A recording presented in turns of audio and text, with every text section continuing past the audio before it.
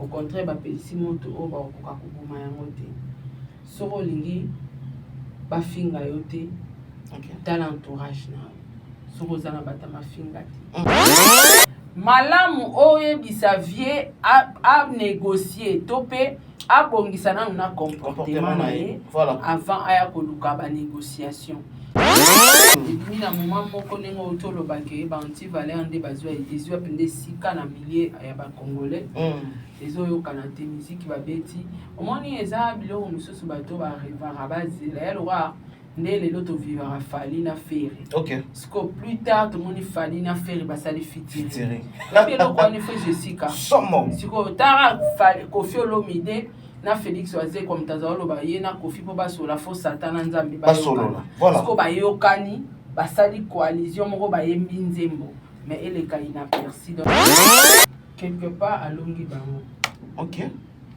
quelque part nga naza manike natikeli manike na ndenge oui parce que Cindy esamba na manike et puis elobela Cindy nanu na vidéo na rage azala nango ngapena nde bakanga manike naza osatanga na wa 1 mois. Vous êtes sur Top Media TV. Je le dis et je le dirai toujours que dans mboka na biso Congo, si le valeur prenait une grande partie de la RDC, de ba te belé ba joie vide.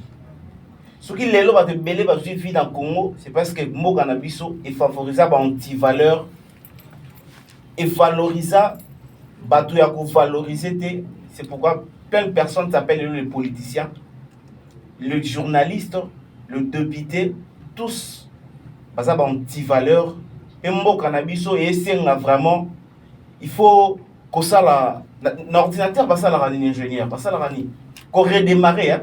Il faut qu'on redémarre, il faut qu'on formater, il faut qu'on ça la maramboun, il faut voilà, merci les mots qu'il faut.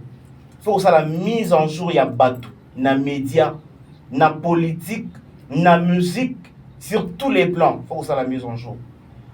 Donc il faut comprendre que tout le monde moutou aleki na télévision a fingi moutou et les autres baza pour applaudir.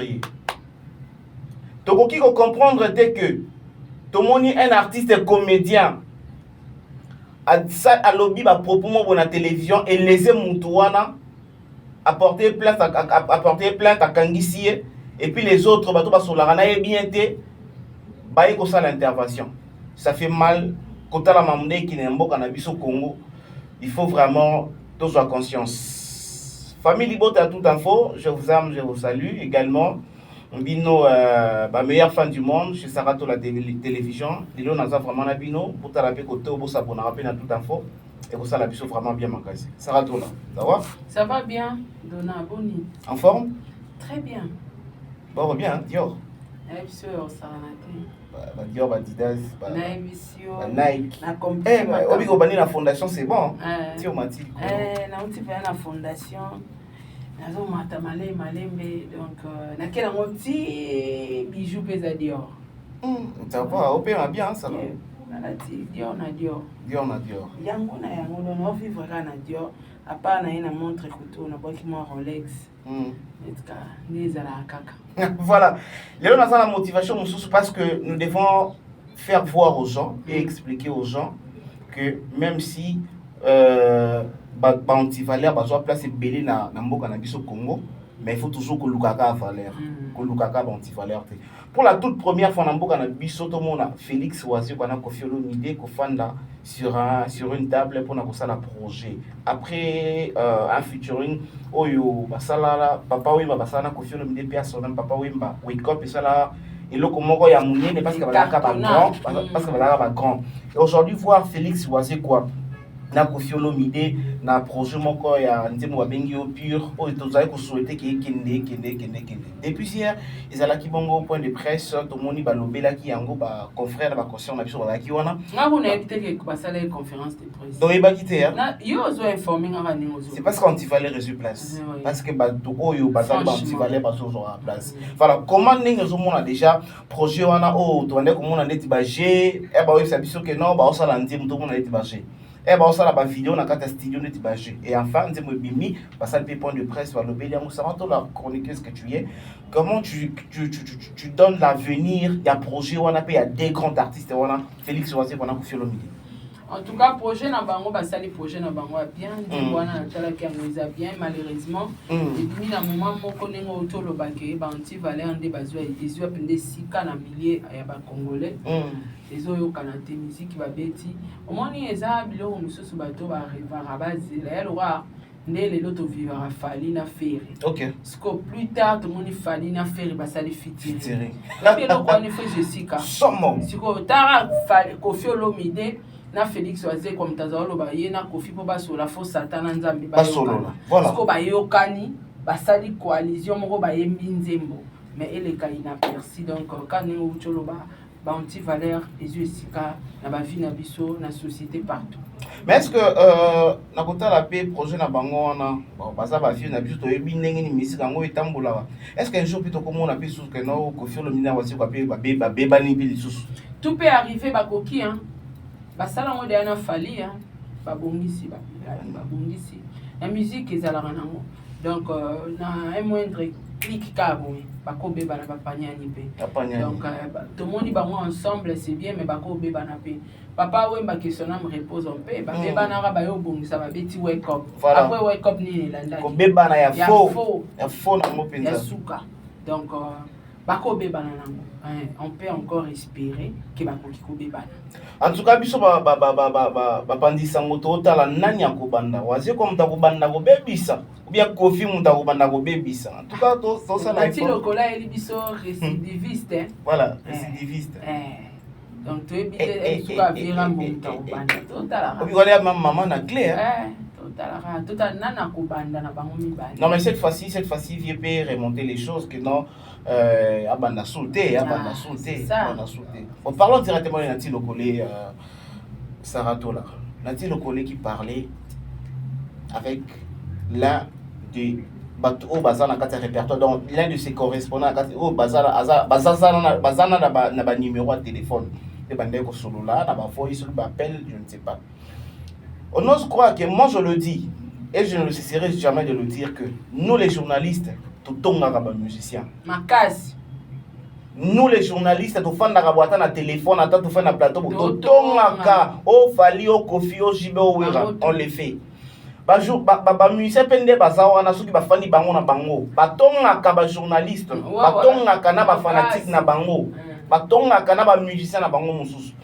Mais déjà le fait de faire voir voice moi ndenge wana les deux professionnels de ces métiers bande ko solo là. Et tolai to la muki pam à la portée de tous. Voice abongo ebimi na mokili mobimba. Oyo et le qui sous maman a problème entre Koffi Olomide na Nati Lokole. Qu'est-ce que vous dites? Bon, ngana olobakaka. Nikolo bato comme rendre bato ma compte OK. À partir à ba audio to bango bongo parce que Nati Lokole azai ko s'adresser na Papi Mboma et puis na Pati Ambroise. Et pas Pati Ambroise abandé ko faire voir projet moko Pati Ambroise azoya nango sur Fally na Koffi ba yokana. Voilà. Ayebisi alobi bakoki ko yokana. Mais kobosa na te ke Koffi aza récidiviste. Voilà. Koffi moko luka ba bongisa na Fally et puis ka Koffi moko baluka na so bebisa. Bebisa. Alors, moi relation oyo ozara nango na Fally, ozara nango na Koffi, oza ba rare personne oyo que akosola na Koffi akosola pe na Fally dans le calme et pourtant ba on balé ba yokana. De part quoi ko bebisa ta sous relation na on a Fally. Pour mon akoela qui est projet moko ya réconciliation o eboti mbumate akoya peut-être kozwa ko ina oto ko bebisa relation na yo. Voilà. Malamu oye bisavie a négocier topé a bongisa na comportement na ye avant aya koluka ba négociation. Pourquoi? Parce que ce n'est pas la première fois qu'on fait bongisa na Fally. OK. Tout le monde a bango ba bongisaka. Avec ça quand même l'anniversaire à quartier là. Fallait ayaka, mais la suite aujourd'hui. Catastrophe. Au lieu basa la rababe bani babongisi. Babe ban tomi mtavanda na kwena e. Donc ozomona na ba audio wana ezali ka conseil. Voilà. Conseil mususu oh lelo bato ba comprendre ngoma les conseils à sortie médiatique à Cindy. Alobi comment Cindy ako bima po balobi ka ke alala na fali. Pona ex bisola ex moko o ezape na profiter motindi ndekwaya ko bima ko sala émission sans soutien. Et en dehors de ça, yo yebika moko wana batangi mais ngana yebi ba 4.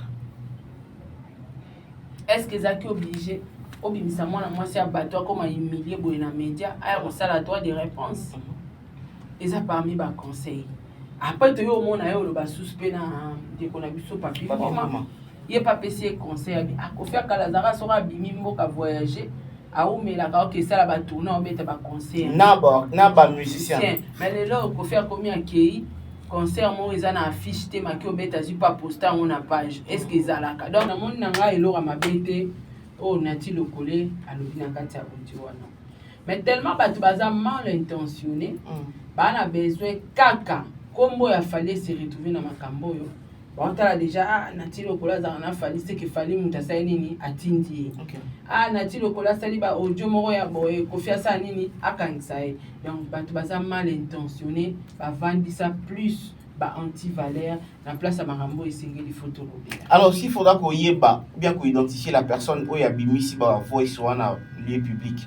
Ezali côté à Ambroise, côté à Papimbo, même bien côté à Tanti Lokole. Nana siko akoki kozala si immature dans le bon bon c'est l'immaturité, il y a comme ça ba voice wana à la portée de tous. Toye baté hein, toye baté. Pour nati pa ko bimisa. Ok. Pati pa ko bimisa, papi pa ko bimisa. Sko toye bati, ba on nyos tu bati, nati papi. En plus mais nazo ba yaya na nusala oyo, ba professionnel. Peut-être entre eux, pati de la kiango mutu, wana ndana mauvaise foi bimisi.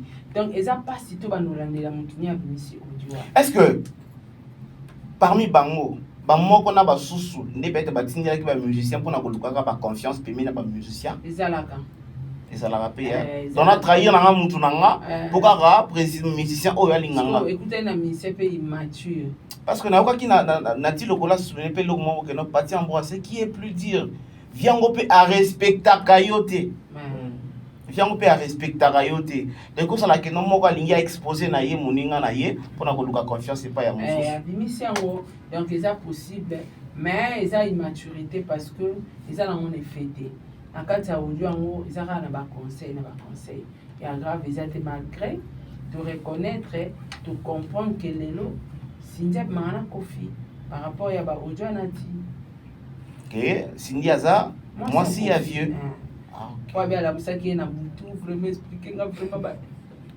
dans la boutou pena après 10 ans vous faites la mère la mousse pena mère na boutou de confiance en elle non tanga wa ex après 10 ans ouais tanga nga wa sala nga de confiance ya ba ex ça n'a pas de sens les tolinga na boye tant que kutinga vierge tina kutio chaste voilà yo na ba ex ngana na ba ex il est important on s'aime nous deux qu'il lelo ezanga na yo. Est-ce que c'est important na po kiki na bimanga na tel ça n'a pas d'importance yango lelo ba eliosco 4 bimat ce qu'on a 4 wana parce que peut-être na moko avant to koma na makamba maniki na moko nde même qui maniki na prison na moko alors na 4 wana n'est-ce pas que comme na type na 4 prisons 4 prisons différents il faut 4 koka. Est-ce que même via comme quand tu as prison quand moi c'est que maman ça comme un peu compliqué quoi dans ça l'atterrissage à ma vie via atterrir bien et qui bien te maman wa à coquin on peut parce que soit quoi qu'on signe ngaya si ça la sortie médiatique Monica oyate ba moni déjà ba erreur au basalaki pas consommer ngoka ba kamatu. Bon, mais les autres côtés, tout le monde a contre natif pour dire que non, natif fallait pas on bon, mais surtout bito analyser. Oui, ça l'a dit kotonga, natif ande kotonga kofi. Surtout bito analyser maloba o natif ande kotonga kofi. Est-ce que tu repères ça y raison, tu peux ça y tort papa maman lobby. Est-ce qu'à cause lié moi comme? À cause c'était. C'est vrai non? Maman ne sous natif lobby. Et on va retomber dans les médias. makambo alobi neti makambo ya fali oleba bayokana na fali abongisa comportement eza vrai parce que bayokana de ana fali simba te na papa awemba simba te donc tant bien mibongisa na comportement na ye ava bandoluka ba réconciliation alobi mpe mabe te makambo ya concert moko eza na affiche te eza non considéré alobi mpe mabe te likambo kote Cindy apesi conseil comment mwasi akobima sans soutien akorépondre na makambo bayelikuta ye ata preuve te mais mpoka batangi nkombo afali nonsense donc namoni na kati ya wana yaka conseil sur conseil donc ezaka conseil sur conseil. Parlons maintenant la grande chose que moi de mon côté je suis en train de déplorer nazali koloba que ce qui peut-être moto yemo aza komiyeba oyo azali te ezali poison retardé parce que demain tant qu'on comprendre oyoza et comme trop tard au banasco koyina comme vraiment très très prudent. Maniqué de John Saratola libre liberté provisoire depuis hier les après-midi va penser que liberté provisoire mais toyebi que mingi na l'état tant on pesa moto liberté provisoire va pesa na ba condition ebelé de ne pas passer à la télévision, de ne pas dire de propos beaux, de ne pas dire beau. Mais depuis hier les après-midi jusqu'à maintenant on peut compter déjà plus de 5 émissions oyo sœur Nabiso Manique de John ici à Sali déjà. Est-ce que c'est une manière yako lobakeno ngai na longi bino ou bien c'est une manière de dire que non nga naza Manique je resterai Manique? Bon, quelque part à longi bango. OK. Quelque part nga naza Manique la tikeli Manique. Nandeni. Oui, parce que Cindy samba na Manique. Et puis elle lobela Cindy na vidéo na rage za nango. Oui. Ngap na ndeba kanga Manique na zo satanga na wa 1 mois. OK. Azo satanga na kitoko ma rolelela Cindy boma motoko ta kuna umeli tala. Mais dans quelque temps un jour quand ils m'ont mis pas Basandi. Avec il n'a qui vite abimi vite. Basandi. Tant aussi dans le banane, vous en avez Paul ya quoi assumer ni abimi banda. Assumer ba propos na côté de la prison. Assumer ba propos abimi. Maintenant, azo multiplier par émission pour dire que non, lui il peut pas demander pardon, lui il est toujours tête haute. Donc on comprend nini. Et ça que non, c'est ne baloba que non moi soso qui a vimbi na nzungu c'est que maman za na se Manique za na soutien moko qui est derrière Manique alors? Ami et puis moko. Donc yemo va bien ba charge ni na simana et ozo protéger. Voilà pourquoi azo réagir na kiye. Parce que les lots, on peut pas le cacher parce que comme vous avez makuna qui y a un monde qui soit l'intérêt comme ya ne konabiso mukolo les conditions de protection bouboule les a comme ya bouboule les obi makuna c'est comme si bouboule qui est venu intervenir pour que non Manique longa confier alors na évité et cause un peu possible parce que tant bokangisa abatu boye ba ke ana bato balinga bino te ba ka soutenir bato wana. OK. Donc cause un peu possible que vous vouliez derrière yango. Donc quand na ucholoba o ya lubina munoko na ye vous vouliez olila. Biso peto kolo ate bubu te to cha Sarah to cha Nathalie to ta Laetitia to ta Tali to ta Donate. Et donc vous vouliez olila kale ya lobi. Et cause la peu vrai. Mais Sarah les lobes sont balés tous en la même plateau c'est-à-dire tout solo la bien et qui arrive que tout solo la sous bien. Une personne passe à la télé à fingingai na se sentir très lésé et en plus c'est quotidien na kata vie privée na qui na porter mon tourna plainte l'état juillet yo tellement to yo kana raté autant y a ta ko fingate autant ata ki bo montoté bonne éducation té directement OK obimisi mon tourna c'est ça fait quoi dans la société et ils ont ça la ni na kata société et bomi société et puis ngana olobaka mingi na ba musicien na biso okangisa eza solution te. Preuve année Manique abimika le même jour wana abandi boire ba bombe na mo solution te. Jour pe ko bakanga aka Manique wana na mutuka abaka ba bombe. Donc ça rien changé. Peut-être bakanta ba ozwa pe eza kimé ozala mais au contraire ba pelisi moto o ba okoka kubuma yango te. Soko lingi ba finga yo te. Dans l'entourage na Sozana batama finga ti. Sozana batama finga faut épargner bango pour tikala propre. Et puis so moni ke bato ba fingo mingi que saisir justice. Mais c'est que ma maman Cindy avait fait. Mute saisir justice so mutatangi kombo na yo a dédommager yo. Emmanuel Keita Salango. Mutangi kombo na ye au futembo. Pour saisir justice. Okay. Alors ceux qui vont voter au cas contraire bon basta pour assumer qu'à ba propos à battre. Mais il est grand temps aux artistes, musiciens, comédiens, tout genre et artistes pour comprendre les lots que Moutou Alingi a se faire respecter. Moutou Alingi qui va finir kayete, va tanga komone na buso bate, comme Sarah Tola vient de le dire. Pendant que tout ça n'a pas porte-parole, on va finir à leader moussous. Pendant que va porte-parole na biso, bazali toujours qu'offensé. Ba leader, il y a ba orchestre moussous, ba porte-parole, baza toujours que le ba n'importe quoi. Attendez-vous toujours dans ma réponse parce que moi je me rappelle même Bill, ba série mon boy. Et roi David aye Bikinton bayambaye na émission mon boy. Lobi na moni mo na mukuse wana roi David wana azo finga nga menga na ebelo na kukusa mo na te. Nga na kozonga na leader na ye. C'est-à-dire que tant porte-parole na yo, moi na musala na boto benga bango bongo. Tant moi na musala na yo azo ya ko finga batu. Yeba ke moi musala na yo azo le côté batu bako yande siko ko répondre nde yo parce que ba makambo na yo, ba yebi mambo salaka ozape na les passer na mbebele belé. Ba wera ba kofi ba jibe ba fali ba ferré. Vraiment vous avez intérêt ya kota l'entourage nabino nanya fingela rabino batu poza la lelo likolo ça la succès il faut kakaba le kaba finga batu nkombo na yo poso ki bakangisi ye yolanda batu kuna bakangisi yolanda batu kuna mais il y a une information qui vient de et auto comme la biso awa na ba page na biso ka ba polémique la mama o yazo koloba ke non c'est Héritier Watanabe qui est intervenu entre Ake, peut-être à Koutanina, Kofi Olomide, Sidi Leker, pour n'a-pas les Mistaman, l'équipe de Mistaman, est-ce que ça peut être aussi vrai? Héritier a joué dans la médiation là? Nathan Zambete, un peu naïba qui est vrai. Mais ce qui est vrai, à ça, il n'a pas ma bêté. Ce qui est vrai, à ça, il n'a pas ma bêté. Mais bah supporter comme moi, bah insulte. Non, Sarah, on ne peut pas supporter une insulte. Il ne faut pas supporter. Insulte. Pourquoi? Ceux qui m'ont fingi au plaider pour naï, c'est qu'on supporter insulte. Ok. Et tout on peut supporter kaka. Il faut pas ça l'effort, il y a surpasser sur les insultes parce que quand il n'a pas on va zapper derrière les insultes, d'abord qu'est-ce n'a pas on va zobo pour la bateau ba fingaka. Faut pas supporter, on va surpasser rango pour au fond d'un monter à solution té. Pour avoir des solutions zaté, on a des scandales présentement sur la toile. Ok. Voilà.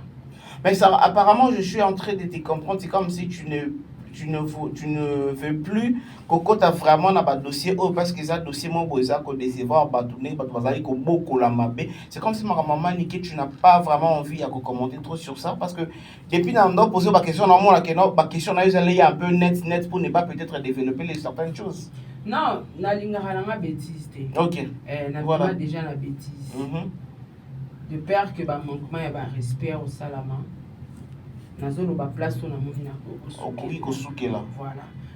Au départ, depuis Nazaki na New York na baki, je ne suis pas pour maniquer. OK. Et na tikala pe kozala pour yete, Nazaki juste na katikati. Voilà.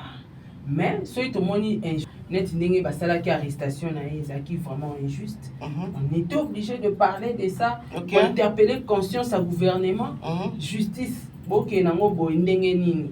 Mutal sali mabe. Bo funda e bakangae na ba norme. Voilà.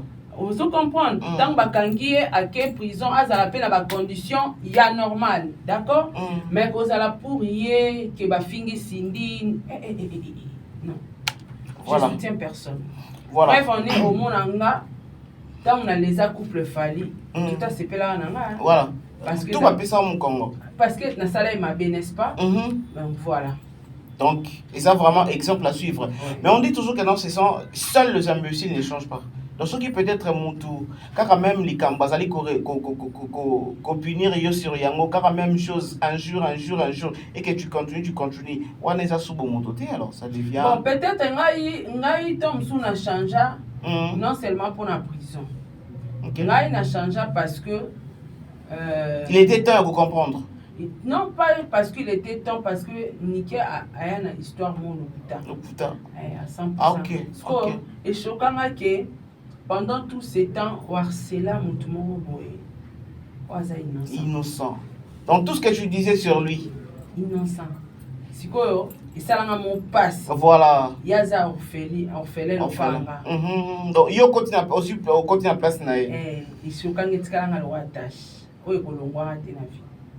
Donc toi-même tu t'es senti vraiment coupable. Natikala nango culpabilité wana elatanga ti lelo ke na shoka foyer moko boye oyo na mwasi na mobali bazala ba innocent naza nango ti lelo etikalanga lokola tâche elongwa te ozo comprendre donc sans cause ya lokola yo ndo ovandi boye sans cause omoni kaka na bandi koharcele yo na ofinga yo na bandi odifame yo na créer bagroupe na bato tobandi koatake osimbi kote osimbi mwasi osi donc sans cause na nyonso wana booloba eya lokuta siko ngam nazala à la base de tout ça ya autant na kota na bima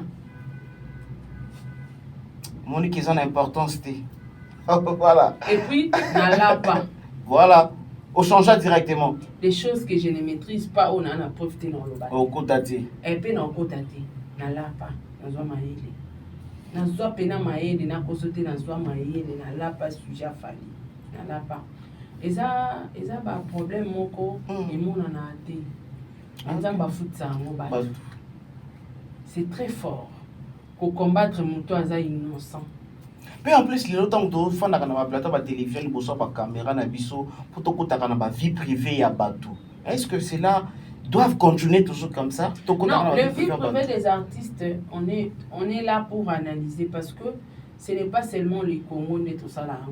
Même dans les États-Unis, on a ba vie privée à ba R. Kelly, on analyser sur ça. Mais la façon dont bango ba sale la ba analyse na bisonde et ça monté. On n'arrive pas à différencier l'analyse na diffamation. Ah. Fali wana asente Niki. OK. Diffamation. Est-ce qu'elle en a preuve? Voilà. Est-ce qu'on a la preuve que Niki wana zanze me fali? Prouve-nous. Mais quand même kolobake album a fallu simbité. Oui. Naza na droit. Quand même kolobake fallait abotaba na 5 na ketchup abotaba na mibale na Niki na koloba. OK. Pour eza visible, eza vie privée na ye. Voilà. Star. Voilà. C'est que nous avons de preuves. Voilà. Na ko pas autant que tous les combos ya banango. C'est ça. Kofi à part Saint James Del Pirlo na Didi Stone ana bana mususu ana ba Rocky voilà na koloba ya vie privée na ye mais tokoloba parce que yango nde ye moko apesa biso yango donc c'est comment différence wana bande na biso ba comprendre ngo te omoni ndeko nanga dona moni bon eza bien mais keba nzamba ragiste voilà kolelisa ba innocente voilà nzambe wana muta mokili te wana ta fali afutisa nga te ata fali akangisa nga te nzamba nga futisa nga ngona d'une manière ou d'une autre automatiquement no futaka malinga no kutu muta mokili akangisa monde fali akangisa nga wana eza bien ke nzamba futa voilà tu vas périr toute ta vie même na bana no ba oza na descendance à malédiction. C'est trop bien de comprendre que bon moto ya moto fait exister comme tu viens de souligner quelque chose ya makambo que non dire que album a fallu exemple dire qu'album a fallu esimbité eza mabete les gens de simbité eza mabete depuis na bandi mois depuis to bandi mois ya février na ba presque toutes les émissions en moi na YouTube je n'ai pas encore vu une émission où un porte-parole de Kofi ou soit des Fali ou des JB bato bana ba album na sur le terrain que les canaba différence des missions ba musique à YouTube pour n'a pas parler sur balle de match va parler sur Formule 7 ou bien plus encore de l'album Légende tous au moni mutu soka yé avec la bêtise manika kendaki Cindia Zongi Kofia Lobby nana sali analyse boye parce que expliquer bisoté chanson par chanson combien de chansons et sali nini oh pourquoi na nous clip na yete oh si comme musique amo ya biso ya Congo to ko bundela ka keno culture moko ki ne liboso eko suka wapi les a passé donc quelque part les musiciens baza derrière comportement baza de ngana ba mbali boso fallait akangisangi zaka na parc ya kala mutu abimisangi héritier. Ok. Okapona likambo ya tembe Tembe. Donc osomona ke ba musicien ba mo ba bokoli na bango eloko. Ya moni bato ba otika monte ekomalizala kaka. Mais il y a bien ezara conscience à mutu. Ndenga mona mizula i conscience nanga. Et puis bien il y a makam nanga na fali ata musicien monta za ina sima nango. Ok. Na tika pe ko accepter musicien monta za na sima nango. Na lingara te. Na sala yango na ba effort na. Ba effort na yo ko. Tant pe na bimi na comprendre le mensonge nyonso to esala manki wana na bi na tcha mapeka likolo na lelisi famille oyo malédiction avec cause eza wana automatique ekolanda yo ntango ebando betanga bafani nyonso basoutenir nga bazala te seul. Tu vas te retrouver seul. Mona bando subir yango. Alors il est temps na dénoncer vérité oyo bato bayebi te. Voilà pourquoi on a comment le baba. Fallait foutre mbongo. Fallait c'est la conscience. Au moins on a décarté la situation. On a mis le comme warrior. Non, non, warrior. Au moins on a mis sa vérité wana. Na comme à l'aise. Voilà. Même à Tanzambie pas mona que vraiment oyo moi Tanzambie fallait que ça là. Je l'avais fait. On a courir ko sala pas fali na téléphone na sala. On a encore sala pas nana na téléphone. Sala. Donc, Nzamba moni quand même qui n'a mis quelque chose. Tu te préparer directement avec Dieu. Ya. Na ici. Et puis, et pas Nzambe déjà na katia prison na laisse Nzambe limbisanga. Nzambe yo yebinga kolekanga. Soki nga na yeba ke niki mamba lo bezalo puta. Nanga na ntimate, nanga na suka na prison. Voilà. Pour dire un pardon, c'est simple. Nanga suka na parka gombe. Nanga na la 5 jours mobimba na parquet na souffrance à binche kwate. Pour na zozanga même Ato na mbongo futo bima libanda na zozanga même on peut pas libanda boya mbongo eza me ba boya même na vanda libanda. Alors na ngana ndima souffrance wana te automatiquement na ngana loba clair vérité eza boya na ngana senga pardon. Donc nzambe loka eba mitema batu nzamba eba eki nazaki innocente pe na eba ete nzamba pardonner nga.